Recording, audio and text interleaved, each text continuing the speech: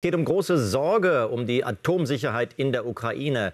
Denn im Atomkraftwerk Saporischschja, das Russland besetzt hat, ist gestern ein Brand an der Kühlanlage ausgebrochen. Es handelt sich dabei um Europas größtes AKW.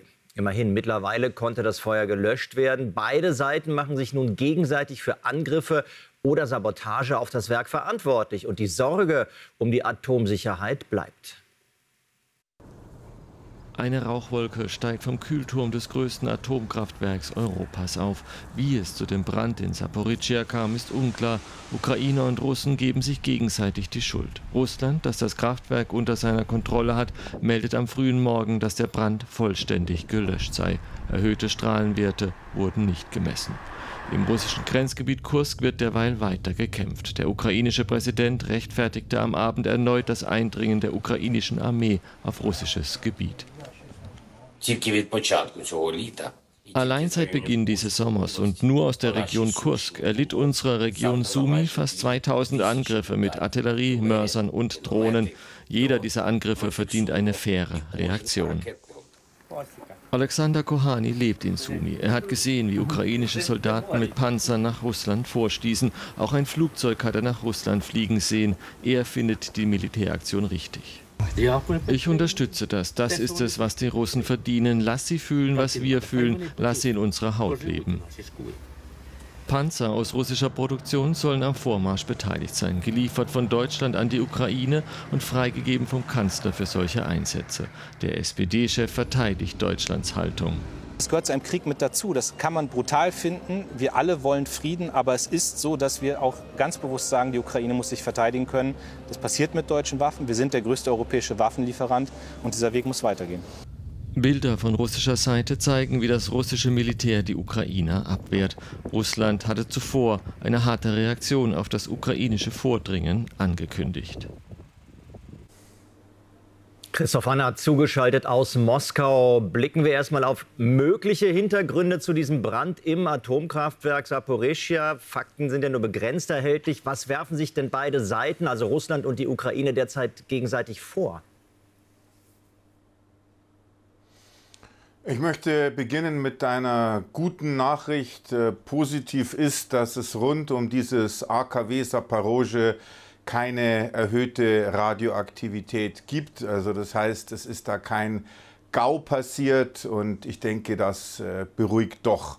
Was da genau passiert ist am größten AKW Europas gestern, also in Saporischschja, kann ich nicht sagen. Ich weiß auch nur, dass sich die beiden Kriegsparteien versuchen, gegenseitig die Schuld zu geben für diesen Vorfall. Die Russen sagen, dass die Ukrainer das AKW Saporischschja mit einer Kamikaze-Drohne attackiert haben. Dann soll dieser Kühlturm getroffen worden sein und der Brand ausgebrochen. Die Ukrainer dementieren das heftig, sagen, dass das alles eine Provokation der Russen sei. Man habe da sogar, so heißt es aus Kiew, massenhaft Reifen angezündet, um hier die dementsprechenden Bilder auch zu bekommen. Und das Ganze sei nur der Versuch, irgendwie Panik und Angst zu schüren bei der ukrainischen Bevölkerung und auch im Westen. Und es ist ja tatsächlich so, dass sich viele von uns noch erinnern an das Jahr 1986, an die Havarie im Atomkraftwerk Tschernobyl in der Ukraine, als der Reaktorblock 4 in die Luft geflogen ist und all die Umweltverschmutzung, die da dann auch Hand in Hand mit all dem gegangen ist. Also von daher ist das der Vorwurf der Ukrainer und wo jetzt da die Wahrheit liegt, kann ich aus Moskau nicht beurteilen und das lässt sich natürlich alles auch überhaupt nicht verifizieren. Fakt ist, dass es immer wieder neue Überraschungen gibt in diesem Krieg zwischen Russland und der Ukraine. Zuletzt der Einmarsch der Ukraine in Teile Russlands. Wie ist da die ganz aktuelle Entwicklung in der Region Kursk? Das Ganze ist im Prinzip eine Invasion in russisches Kernland. Die Ukrainer, man kann das nicht oft genug betonen, haben da nicht nur mit irgendwelchen Kompanien, Sabotagetrupps agiert, sondern das sind reguläre ukrainische Verbände, bestens ausgerüstet mit Panzern, gepanzerten Fahrzeugen, noch und nöcher Drohnen. Das ist auch ein großes Problem für die Russen, die ukrainischen Kamikaze-Drohnen.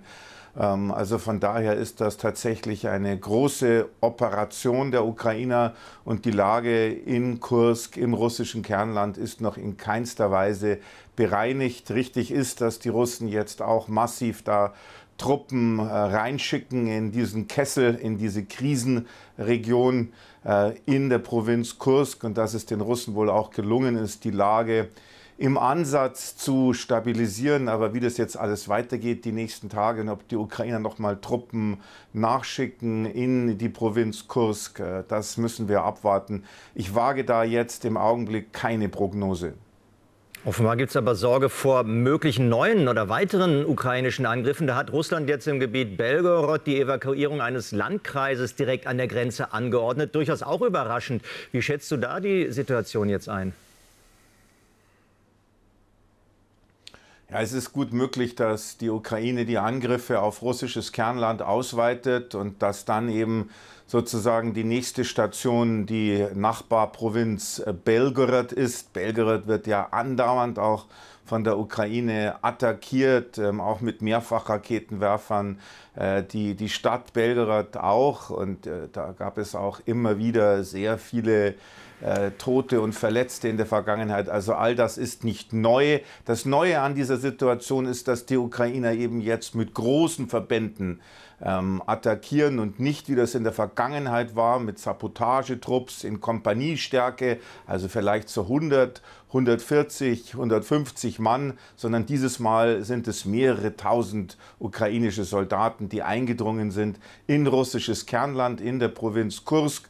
Und jetzt ist eben die Befürchtung, dass auch Belgorod da groß in Mitleidenschaft gezogen wird. Und deswegen hat der Gouverneur angekündigt und auch veranlasst, dass da jetzt im Grenzbereich gewisse Orte evakuiert werden müssen. Und da handelt es sich um einige tausend Menschen, die da jetzt ihre Häuser verlassen müssen, vorübergehend. Wie viele genau, tue ich mich schwer. Aber das ist nicht einfach nur irgendwas Kleines. Das Ganze hat große Bedeutung und doch eine beträchtliche Dimension. Christoph, ganz herzlichen Dank für all diese aktuellen Schilderungen und deine Einschätzungen direkt aus Moskau.